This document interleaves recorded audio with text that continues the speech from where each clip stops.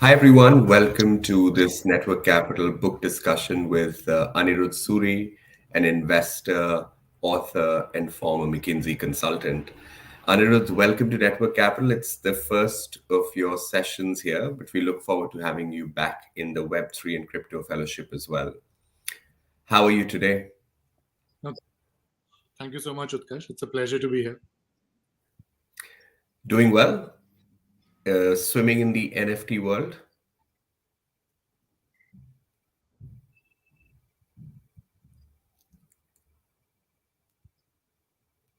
Sorry, can you say that again, Utkarsh? I think I lost you there for a second. Oh, yeah, I think the internet is a bit patchy, it seems. I was wondering how you were doing and the early days of writing this book, I feel that a book often writes itself before things happen. So, talk to me about how this book was conceptualized. Sure. No, so, for the last decade or so, Utkarsh, I think you know this already, but I've been in the technology, venture capital, and startup world now for the last decade or so in India primarily, but also a little bit in the US. And my, uh, of course, my engagement with technology has been older than that.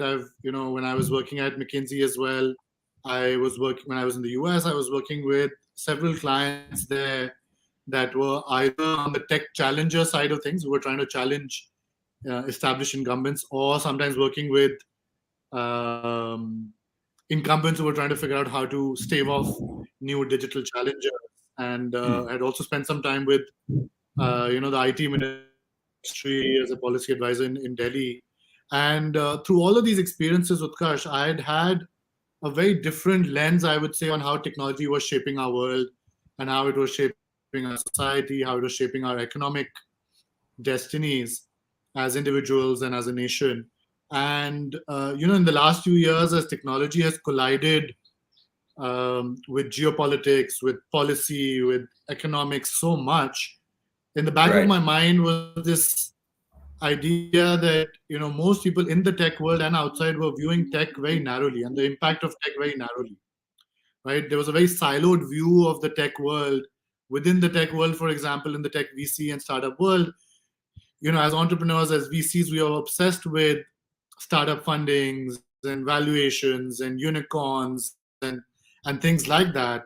And from outside of the tech world, mostly the view was either one of disbelief, that there was something too speculative about this sector that people in the traditional world didn't quite grasp, or there was this feeling of helplessness that you've sort of missed the boat, you just don't understand what's going on in the tech world. And there was this feeling of like being left out, right? And from my perspective, then I thought that actually it'd be very helpful to put out a book that helps build out that big picture for people, both within the tech world who had that siloed view, and for people outside of the tech world who seem to have this like mystified way of looking at the tech world, to put out that big picture that puts into context how tech is shaping our world, not just today, but to try and place it in a historical context as well, right? So, and also explain to folks how tech is shaping the world order on one hand, but also how it's shaping the economic competitiveness of nations on the other, right? And how it's shaping us as humans and as a Yeah. society, right? So my really was to provide that big picture perspective, I would say. And you've succeeded. The book is doing quite well in the market. You've done something fascinating is that you've launched a bunch of NFTs with specialized features associated with it. Tell us about that because, at Heart Network Capital loves any community builder trying to do interesting things. So when we learned that you had created NFTs to accompany your book, we were just delighted. And we said, we got to have him back for the crypto fellowship. Yeah, no, as I was writing the book, right, Utkarsh, and I'm sure you were very much aware, like the whole Web3 movement was really picking up pace, right, towards the end of last year and early this year. And both in, the US, but also here in India and other parts of the world. And, one of the things I've tried to convey in my book, the key message I'm trying to convey in the book is that you've got to adapt to this new game, right, the great tech game that I call in the book. And I think that it would have been almost a big mistake for me to not actually say or see how the book, right, in a traditional print format would need to adapt, right? And I think for the new tech world. And one of the main reasons why I created the NFTs along with the book was to say that, as part of the larger creator economy out there today, artists and musicians have definitely latched on to the NFT trend, I would say, or the NFT wave, but authors had not, right? And I believe authors are as much, you're an author yourself, Utkarsh, so you'll, I think, agree with me that authors are also creators today. And as part of this whole big creator economy engaging with Web3 and NFT formats, I thought it'd be a very good idea to bring the NFT world closer to the publishing world and the author community as well, so that authors worldwide can start to think about how to engage with their respective patrons or their communities in a more tech savvy way, right? So that was really one of the main reasons to create NFTs. The other reason, Utkarsh, from my perspective, was that one of the other key messages in my book is to towards the end is to say that whether you're in the tech world from a venture capital standpoint or as an entrepreneur, tech inclusion has to be a key focus for all of us, right? Whether we are a policymaker, whether we are a entrepreneur, whether we are a venture capitalist in the tech community, no matter how we are engaged, tech inclusion and inclusiveness to make sure that a much broader set of people engage with tech in productive ways, in creative ways, has to be a key goal, right? And hence I said that whatever proceeds come out of the sale of some NFTs. So I've done NFTs in two ways. One is through sale of the NFTs, and second is giveaways. From the sale of NFTs, whatever proceeds come, I'm hoping to give them to two organizations that are working on tech inclusion. It's fascinating. I so appreciate this trying to bridge the digital divide through crypto and writing. That in itself should be, explored further. I think that the book is structured in an interesting way. Anirudh, do you want to talk to us about how you came up with those five parts in the book and about the architecture of different chapters? Sure, sure. So, Utkarsh, to be honest, my own personal key interest when I started writing the book, and even when I was writing, just shorter pieces before the book, is largely around tech and geopolitics. How tech is shaping the geopolitics and the world order today, right? And how specifically tech is shaping geopolitics, right? I think a lot of us are aware that today tech is starting to shape geopolitics, but my key goal or my key interest was to really specify how in particular detail or how specifically tech was shaping geopolitics or different aspects of it, whether it was the future of war, whether it was cyber, whether it was espionage, whether it was alliances between nations, or even the geopolitics of the tech infrastructure, right? And these are some of the chapters you'll see, or some of the sections you'll see in the book, where in the geopolitics section. But as I started writing the book, Utkarsh, I realized that in order to give that big picture, I could not have written a book that was only focused on geopolitics, because tech is just shaping so much more. So, the history section came about because I needed in my head to also set today's happenings or what we are living through today in a longer historical context, to explain to folks that we are living through a time as transformative as the advent of the Industrial Revolution, but also as important as the advent of agriculture back in the day, right? 10,000 years ago. And even the advent of global trade, right? And so I had to put in that historical section to try and give that historical context also, evolved to also explain to folks how the economics today, the digital economy is in a way replacing the industrial economy, much like the industrial economy had replaced in a way the agriculture and artisanal economy that existed prior to the industrial revolution. And then the economic section came in, and my editor and I, when I finished pretty much with these sections, we were having a chat, and she said to me, covered a fairly broad swath of topics, but really what's missing here still is how it's shaping society. how it's shaping us as individuals, how it's shaping our interactions, our behavior, etc. And and for better or for worse, we added the societal section as well. So it's become a fairly comprehensive exploration of how tech is shaping the world, but it sort of almost happened organically. There wasn't a plan to begin with. I think it's awesome, especially the chapter on or the section on society is such an important one, because one of the things that everyone in tech and investing needs to do is to demystify what's happening and make it accessible to people who may not be from that domain. And I think that section of the book does a pretty interesting job of communicating the essence. So, Anirudh, talk to us about the history of tech. You seem to be somebody who enjoys history, diving deep into PAX India, PAX China, PAX Technologica, as you say we are in right now. But how is the history of technology shaping the way it is what it is today? In, say, the growth of political tensions between countries, in the way companies are competing with each other? Would love your thoughts on it. Yeah, no, I'm a big history buff, Utkarsh, and I enjoy to explain sometimes what's today, but also to see how things have changed or not. And I'll tell you, one of the key things I realized when I was doing my research on the history side, and I spoke to several historians who've covered our history, right, going all the way back to agriculture, as I said, but also more recently to how, let's say, the telegraph or certain other technologies like the telegraph had shaped the geopolitics of our world even a century ago, right? Hmm. And one of the key lessons that emerged for me, Utkarsh, what I've tried to convey in the actually not much changes, right?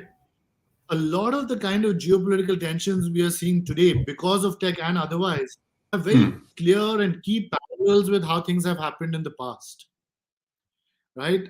So I talk about even in the agricultural and trade era, how geopolitics, the advent of geopolitics as we know it today, as we understand it today, as we study it today, really goes back to the agri era when trade started to happen in the Mediterranean, in sort of the Middle East, what we call the Middle East today, and this idea of choke points, right, that we talk about today in the context of, let's say, oil pipelines or sea lanes of communication through the Malacca Straits and the Suez Canal.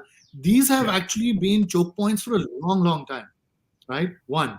Second, this idea of colonization that many of us in India think is a phenomenon that's 300 years old, is actually centuries old, right? There was starting to be colonial outposts back in the Mediterranean about 3,000 years ago, Hmm. right? The idea of monopolizing trade routes goes back to at least the Roman Empire, if not earlier, right? And the contrast between conceptions in the West sometimes of how trade needs to be monopolized, I found was very different from the concept of trade in the Indian Ocean region.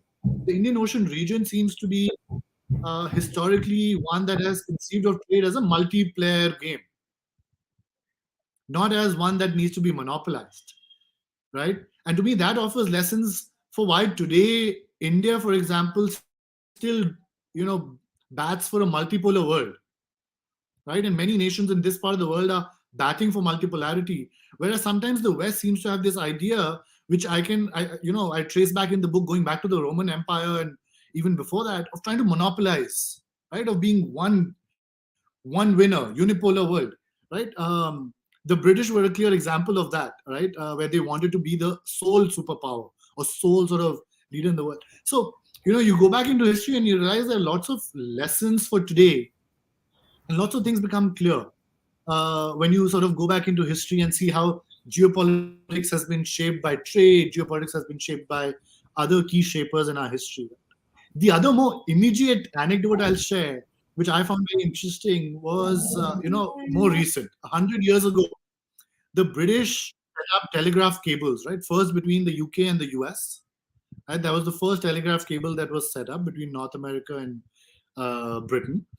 But soon the British Empire came to control telegraph as an industry. The companies that were laying the cables, the companies that had the ability to repair those telegraph cables were all British. The ships that could go out and do this in deep seas were all British owned. So when World War One broke out, Utkarsh, right, between the UK and Germany, one of the first things the UK does at that time is cut off cables that were linking Germany to other parts of the world, to cut off their communication, their ties, their financial information access, all of that, right? And so I draw that analogy to say that telegraph cables were actually laid during peacetime to promote business and connectivity, but when it came to wartime and conflict, they were weaponized very quickly, right? And I lay the framework to say that listen, there are analogs today where the internet infrastructure that is laid undersea cables, data centers, all of that connectivity is today also controlled by very few firms, right? And it's not unconceivable to say that tomorrow, as geopolitical conflict worsens, that the internet infrastructure will also get weaponized, right? And hence the concern in places like China and Russia sometimes, where they fear that they'll get cut off, and now they are developing their own national sovereign internets, as they call it, to make sure that they are not cut off, right? So there's a very I think lots and lots of historical analogs that you come up with once you start digging into history. There is so much to unpack here. I don't know where to begin, but let's try. So first, let's talk about monopolies. So Peter Thiel, who people in venture capital quote quite a bit, says that every business essentially wants to be a monopoly, and competition is for losers, etc. And that school of thought still exists. Like most people in Silicon Valley now, India, London, etc., would say that we are all working towards becoming category leaders, becoming monopolies. But you're saying that this is not what you call the traditional Eastern thought. Plurality has always been a defining element of it. How do you comment, or how do you think that the future of uh, say the strain of Indian thought, how would it also become westernized, monopoly loving, or will it manage to retain a balance between both? I think that's a great question, Utkarsh. I think that it's hard for me to predict where things will go necessarily, but I think that, so two things. One, I think that the idea of monopolies in a given sector, as Peter Thiel has talked about, that's the only way to make money. If you have a monopolistic dominance of your sector or category, from an economic standpoint, a tech driven economy is lending itself more and more to that kind of model, right? That didn't necessarily exist in the industrial world so much. The industrial world typically had a few leaders in any given category or sector. Now, the tech sector, by virtue of its network effects, by virtue of the concepts underlying the tech businesses of today, are lending themselves even more to monopolies, as Peter Thiel has pointed out, also, and others have pointed out, right? And I think that that will be the case no matter where those tech businesses are coming up, whether in the East or the West, right? I think that's a nature of the tech economy or the tech businesses that we see. That's point Right. number one. But point number two, very quickly, point out that this is largely this whole idea of a winner take all model, or the network effect largely exists on the B2C side, on the business to consumer platform side, right? Not necessarily on the B2B side. The B2B or the business to business part of the tech economy is still fairly fragmented. And by its own nature, of its fundamental characteristics, are not necessarily winner take all. So I think that there's hope there, right? That some of the B2C markets might actually, by virtue of the tech nature of the tech driven businesses, might see more and more monopolies. And that's where governments or other tech companies will have to really compete to prevent such monopolies. That's one. But second, I think the ray of hope in my mind comes from two things. One, unlike the industrial era where the largest companies were being built largely in Western Europe or out of Western Europe and the US, today that's not the case, right? The great tech game, as I argue in the book, is no longer a regional game, right? The competition is global now. right? The competition for tech leadership is absolutely global. India is taking a claim for it. Europe is trying. The US and China are obviously leaders, but Southeast Asia as a region is also trying, right? So I think that inevitably what will happen as a result is, because this time it's a global game, and all of these guys are fairly well positioned. Of course, you have leaders, and some like Europe and India are still not necessarily the top layer in the great tech game. But I believe that by virtue of this global game being played out, the values that will shape the nature of this competition will end up being global, right? And not necessarily just Western or just Eastern, right? So I think Right. that there'll be this battle or war between the values being propagated by, let's say, an India or a China or Europe or the US, and so on and so forth. And I think as a result, we'll see some kind of balance. That's number two. Number three, I would say, what's very interesting, I think, Utkarsh, on this question, um, is this idea that of digital colonialism, right? I have a chapter in the book about digital colonialism, Yeah, it's very which interesting. talks about whether fears of digital colonialism are unfounded or whether they are actually, serious concerns that need to be considered, right?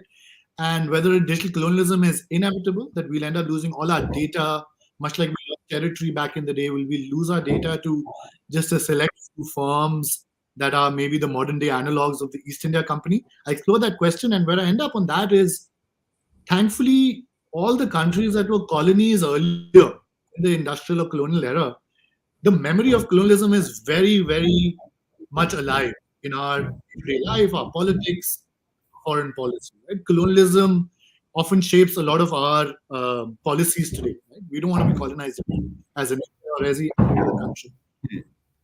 Plus, so that I think that will make sure that digital colonialism doesn't actually happen maybe as stealthily as it might have happened or as inevitably as it happened back in the day. I think countries are going to fight back a lot more this time around because of that memory that we have. Second, what's very interesting is you're finding that the big tech firms today are actually competing now with each other in ways that I think are gonna make sure that digital colonialism doesn't necessarily happen. And I think in a way, the battle between Facebook or Meta and Apple on privacy is an example of that, where they are going to fight and they're going to compete in ways that will make sure that the consumer still wins today. Unlike the colonial era, where I think the consumers didn't really have a say. So I think today that's again going to be a different element that maybe didn't exist in the earlier world.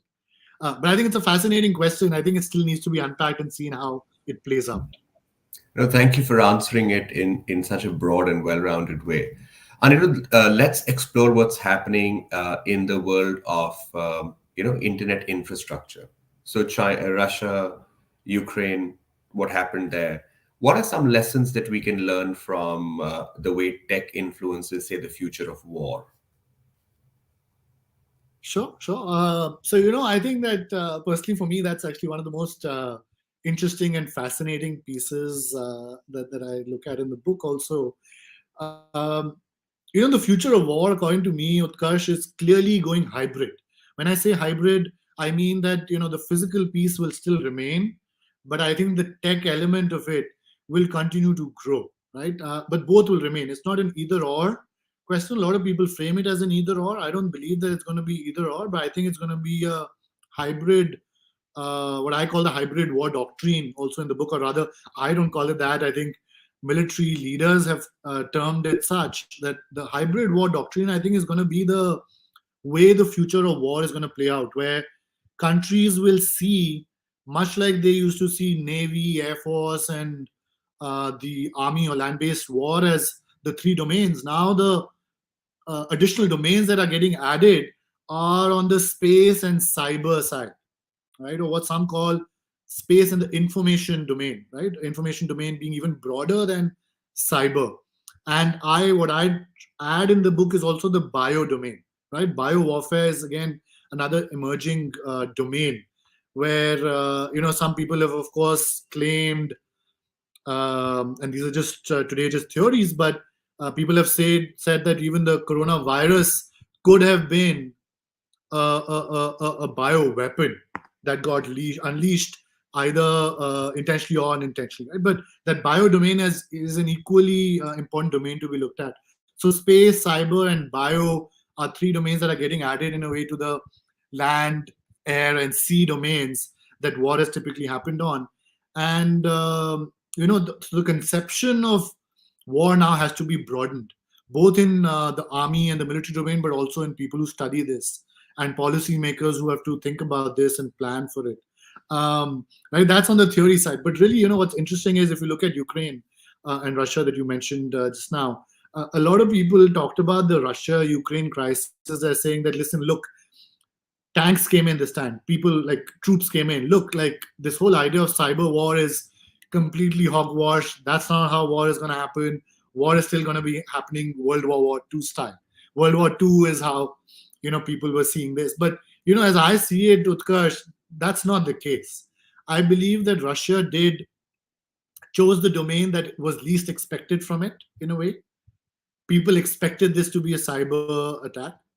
Wasn't from the Russian side, clearly, right? It was a completely like on the ground attack, but that was the least expected, and hence from a strategic surprise element perspective, probably an unexpected move, right? That's one. Second, if you look at how the West has responded, it's clearly been a tech war, right? Big tech firms from the US and the West have come out and said, we're going to withdraw our services, we're going to withdraw our products. Cybersecurity teams of private big tech firms have come to the rescue of Ukraine's cyber space, right? Obviously, you must have also heard about how several Russian banks were excluded from the SWIFT platform, I right? did. And so on and so forth. So the response in many ways from the West has made it clear that this was and is as much a tech war as people could have expected. Right? So I think the future of war is going to be hybrid. Some nations where strengths lie in the cyber domain will use that. Countries that believe traditional domains might be their strengths might use that. And I think inevitably, in every war, you'll see a mix of strategies and tactics being used now that combine elements of both tech and non-tech. War happens because of a wide range of reasons, but one thing that leads to it, I hear, is the lack of trust or suspicion. And when we say think about the balkanization of the internet, or certain countries trying to build their own internet or their own cryptocurrencies, how do you analyze that? Because the fundamental of a lot of this is radical cooperation. But when you start creating your own internet, your own currency, what does that signal to the world? And how do leaders from such countries rationalize it to themselves, if at all? Yeah, yeah. So let me give you a historical analog or a quick anecdote, right? So back in the day, again using that telegraph example I mentioned earlier, back in the day when Britain was setting up its own telegraph cables to its network of colonies around the world, while they were one of the first to do it, other European nations then quickly followed. France, Russia, others, right? Now, at some point, a few decades into building these telegraph cables, there's a quote from this one of the select committees of the British Parliament of that time in 1866 that I quote in the book.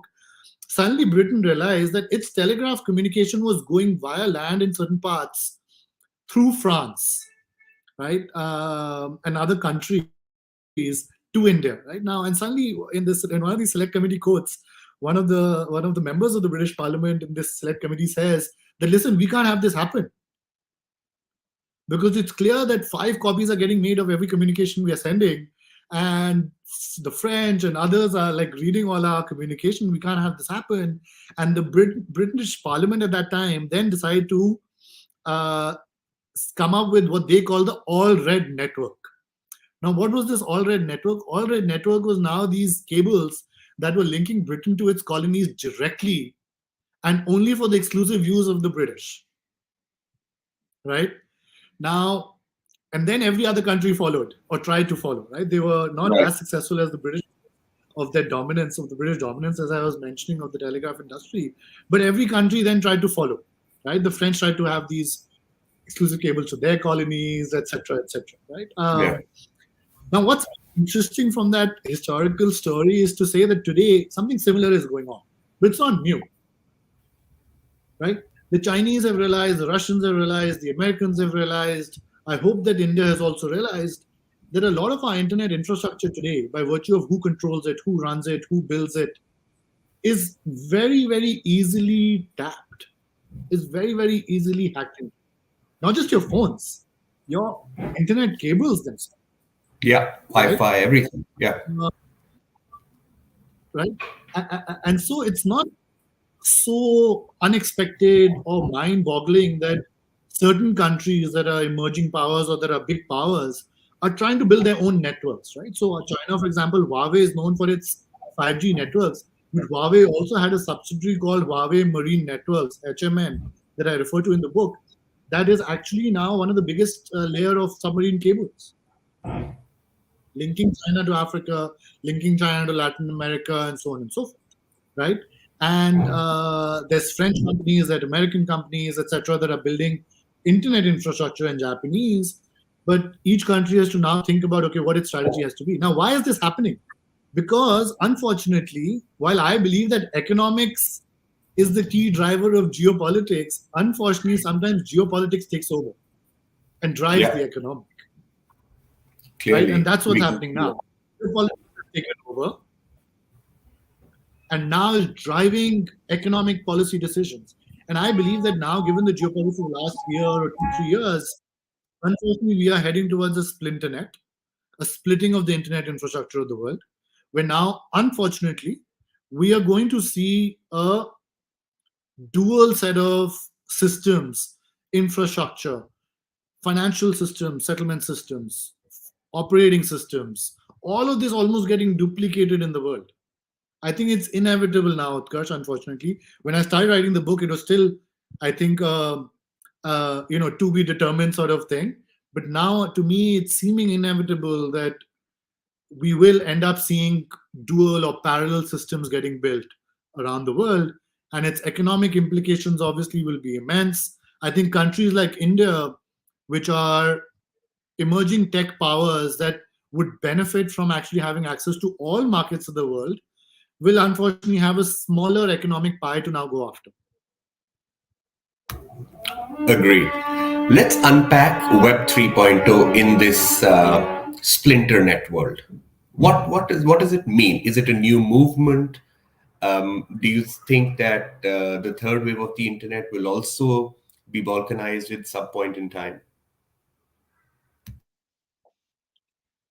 Yeah, so I think that it's going to play out in various different domains very differently, right? On the economic domain, what's going to happen is that if your operating systems become different in certain parts of the world, then of course the apps that are being built on those operating systems will be limited to the markets where those operating systems are dominant, right, or existent.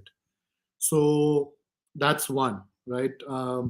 The countries or companies that control those operating systems will be economic winners, right? Because they, much like Apple and Google today, benefit from having a marketplace of apps built on Android or Apple. They benefit, right? Google and Apple. Similarly, on the other side, whoever's building out the dominant operating systems, let's say for certain other countries, those companies, those apps will benefit, right? And there'll be many layers of economic implications of that, right? Which venture capitalists succeed where, which entrepreneurs succeed where, which apps have what size of market to access, etc. Right? That's one. The second is, I think that geopolitically or politically, a lot of choices will have to get made that will have implications in the global governance space, right? So if you look at, and I talk about this in one of the global governance chapters, sections, right, where in the post World War II era, right, we had these Bretton Woods institutions that were, for more or less, covering the entire world in their scope. Right now, what's happening is that in the global tech governance institutions of the world, which many of us don't know about, but they do exist. They're not as prominent as the UN or the UN Security Council, but organizations like ITU, ICANN, and so on and so forth that I talk about in the book, these organizations are getting politically split as well, right? And there's a battle for control of these standards driving governance bodies. You're looking at the same geopolitics that we're seeing play out in war and economics playing out in these global governance institutions. So now, what's the implication of this? The implication is that global governance might also get regionalized now, because many people believe that some of these global governance institutions will not be able to be effective. Many people have criticized, the UN and many other global bodies today for that, right? For their ineffectiveness in the face of most recent events as well, in Yeah. Russia and Ukraine. And so there's the implication that now only we'll have regional governance bodies, right? Where this idea that there should be global governance is getting challenged in itself, right? So a lot of people are now starting to write that we might see regional governance frameworks and regional governance institutions in South Asia and Southeast Asia and Europe and America, but there will not necessarily be a global body. The implications of that going to be immense again, right? I mean, war is going to be that much more likely, conflict is going to be that much more likely, and in a way, the balkanization of the economy of geopolitics and global governance is a likely scenario. Now, what does this mean for India? Right? Let's talk about that for a second. Now, India, one, for the longest time, Utkarsh, we've been trying for a UN Security Council seat, right, for now several decades, right? Now, one of the things I write about in the book as part of the game plan for India is to say that, listen, for these tech governance institutions that are getting built, that are gaining influence and prominence, make sure that you have a seat at the table today. We're already 10 years too late, by the way, right? Today, Europe and China dominate these global governance institutions. India is nowhere to be seen. The US is trying to claw its way back, right? They'd also lost a little bit of that plot for some time in the last 8 years. So now India must make sure that a seat at the table in all of these tech governance bodies as well. That's one, right? Policy implication or suggestion for India. But more importantly, from an economic standpoint, we have to be ready now to figure out how our companies will chart out their global path or their path in different regions, right? Suddenly, if Russia and China are no longer markets for you, and countries that are aligned towards Russia and China are, let's say, not markets for you, now you are looking at a smaller chunk of the world than you could have otherwise targeted, right? So, as an economic decision, also you have to now the Infosys of the world, the TCSs of the world have to think now how are they going to make up for that business elsewhere? One, startups coming out of India have to think now, if you're going to be limited by markets, you're going to be limited by collaboration, limited by access to capital, how are you going to adapt to that, right? So there'll be lots of economic implications also for India that we'll have to think about, not just on the global governance and geopolitics side, but on the economic, right? Yeah. And then there's the question of whether India can chart a path, right? Can India have some version of a non-aligned path that we, very famously or infamously were the leaders of during the Cold War era? Is there a third path that come out that India could be a leader on, that could be led by, let's say, our digital public infrastructure-driven strategy, right? Our UPI, Aadhaar, I mean, these are our soft exports today. Can we offer the world a path that's not so much a Cold War-esque type scenario where the world gets split, the world's internet gets split, but where we build an infrastructure or a set of platforms that are open, that are interoperable, but are not monopolized, right? Which is the main concern of geopolitical opponents.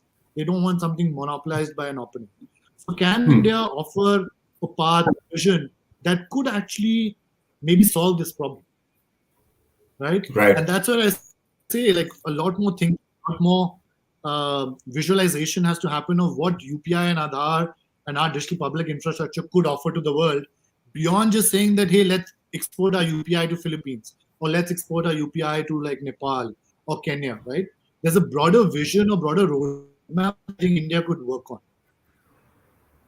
I'd love for you to explain and build on that because you're saying something powerful that it cannot be just about, copying a blueprint from India to another place.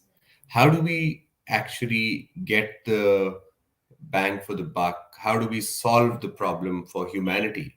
How do we build from India for the world?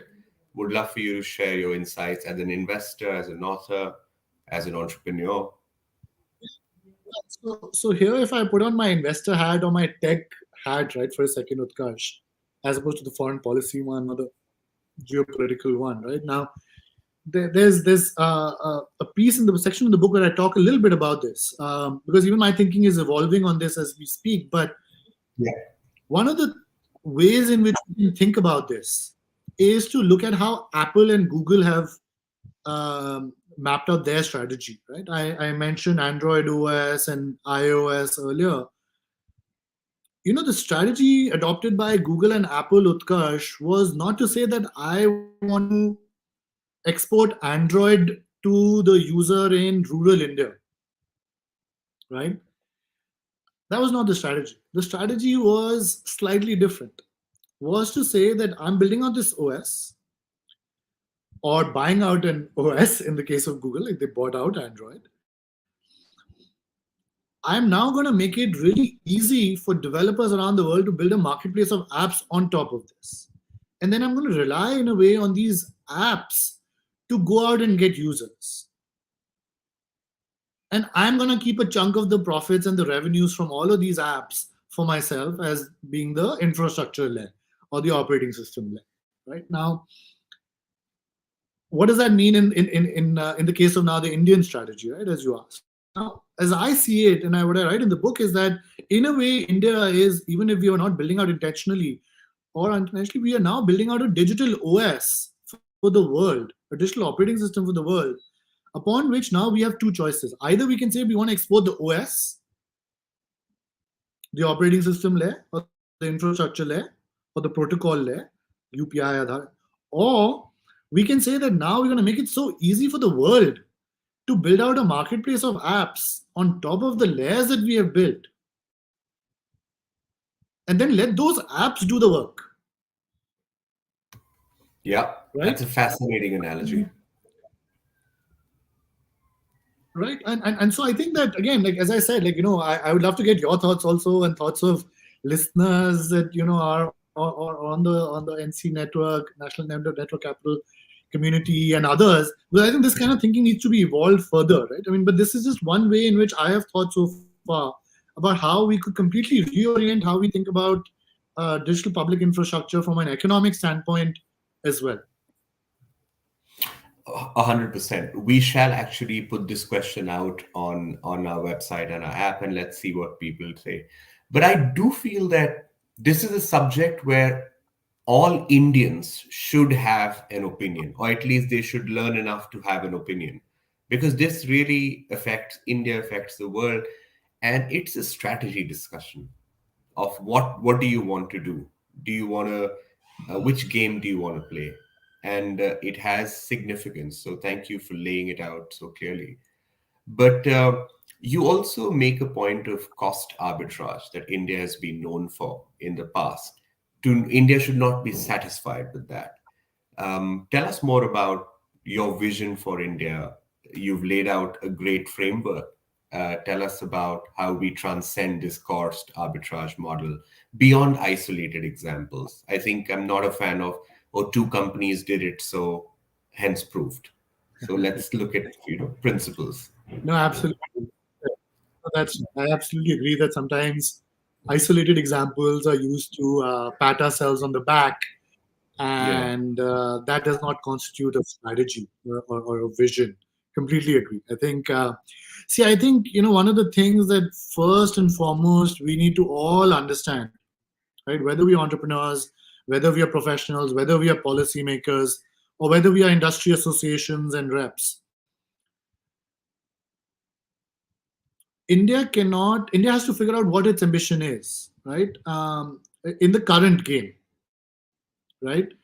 Often you will hear, Utkarsh, even in the tech circles, that India is a talent nation. India is a services power.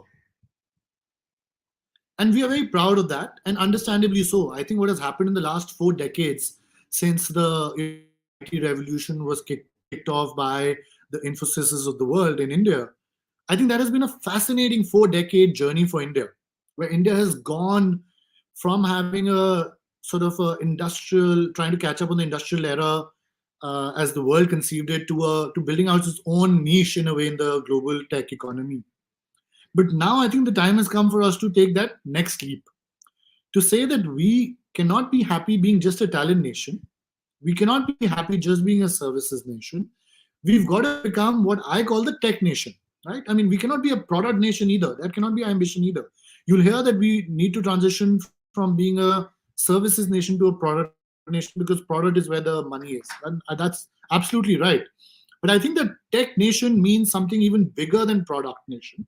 And what do I mean by that? It means that India must aim to be a player, a key player in all parts of that tech ecosystem that today is the great tech game, what I call the great tech game. Today, we cannot be happy saying that we have 100 unicorns. Today, we cannot be happy saying that we have a billion plus smartphone users or smartphones in the country. Because all of what this means is that all of this implies only one thing, that we are a big consumer market. That's it. But as I like to say, we were a big consumer market even during the British era, right? That didn't mean that that game ended well for us, right? And similarly, Yeah. today, we must understand what the real game being played is. The real game being played is, as we've talked about, who owns the tech infrastructure? And I'm not saying monopolize it, but at least be a player in that. Today, we have literally no companies that are building tech infrastructure between continents. We need to have So companies there's doing room that, for right? We need to inspire. improvement there. Yeah. That's right. So that's one, right? Tech infrastructure then also means not just on the hardware side. Of course, we're doing a massive semiconductor push now. That's, I think, a very good step. That's on the hardware side in a tech perspective, not necessarily just the infrastructure, but now there's the tech hardware piece. There's also the element of building out deeper layers in the software stack. Today, we are largely building out companies that are on the consumer-facing app side or the customer-facing apps, right? But the software stack, as any tech expert will tell you, goes much deeper. And we were talking about this. There's the operating system, there's the middleware, then there's the final Yeah. aspect, which is the consumer-facing layer. Right now, we've largely been playing on the consumer-facing layer. That's usually a very competitive space, right? But it's the companies that build out the middleware, the companies that build out the infrastructure layer, the operating system layer. These are the ones that build out moats, right? So Sridhar Vembu of Zoho has talked about this. He said that we have to go deeper into the software stack to, Yeah. as a country of massive developer community, we must go deeper. That requires a little bit more patient capital, requires entrepreneurs, software developers to think sort of deeper and attempt things that have not been attempted in India so far. But really, that's, I think, the goal on the software. That's on the tech infrastructure. There's also the element of how do you uh, build out R&D capability in India, right? And this is a massive, massive lacuna in our own tech strategy, right? Utkarsh, as a nation, we spend 0.6% of our GDP to maybe 0.7% of our GDP on R&D.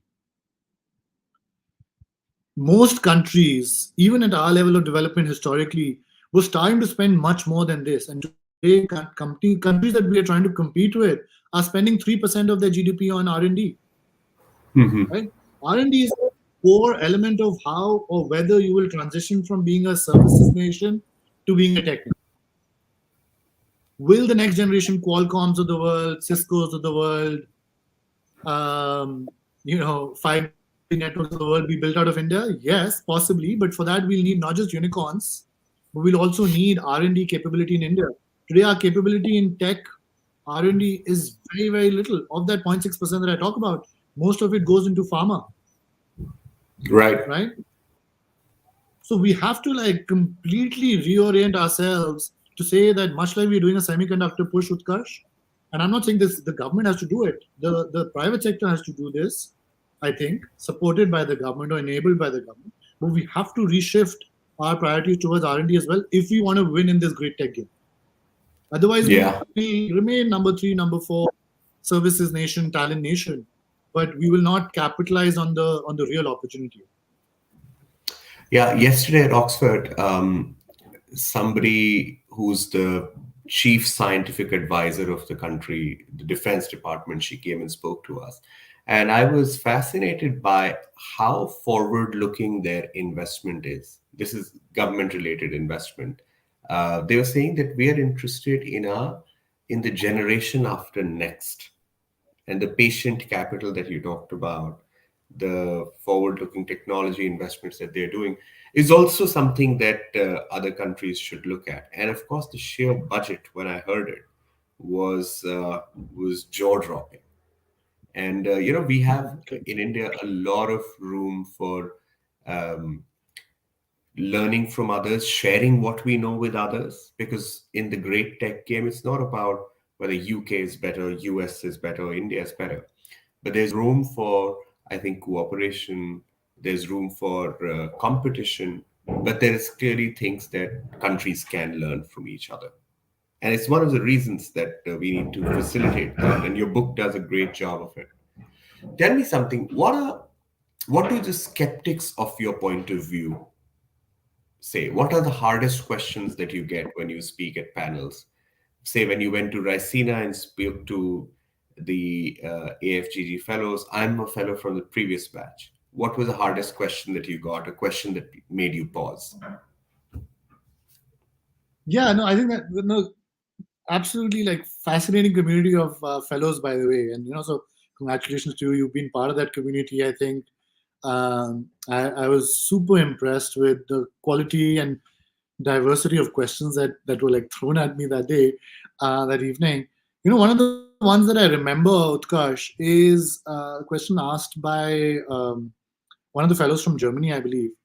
She asked me that, you know, in the great tech game, when I frame it as a global competition, as you're rightly saying, cooperation seems to take a back seat by definition almost, right? And I had to step back and say, yes, you're absolutely right. Competition seems to make it seem as if cooperation is secondary, but as you rightly saying, actually competition and cooperation have to go hand in hand. We cannot live in a world that is completely just cutthroat competition driven, because many of the problems that we're facing today are no longer just national problems, unlike in the past, right? Where they might have been like regional problems or national problems or local. Today, the biggest problems we are facing, let's say climate,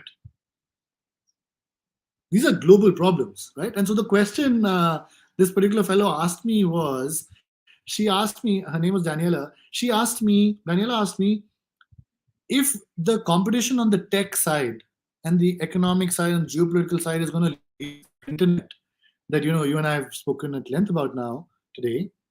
If that is inevitable now, what is the future and fate of the world when it comes to climate, solving the climate problem?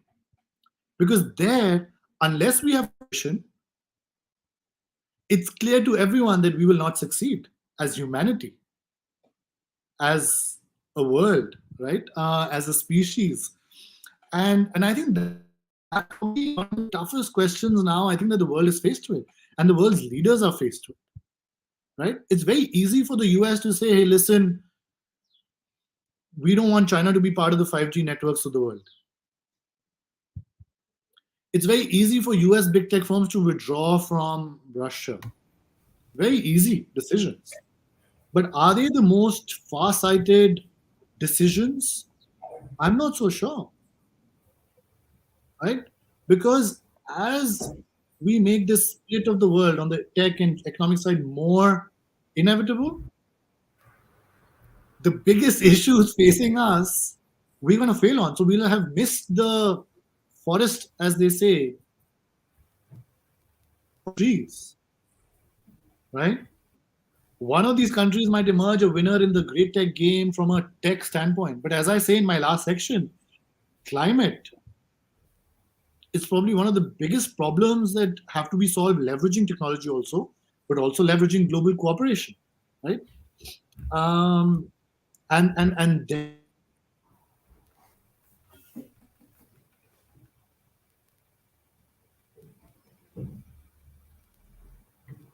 Well, it seems like Anirudh has dropped off. Let's try and get him back again.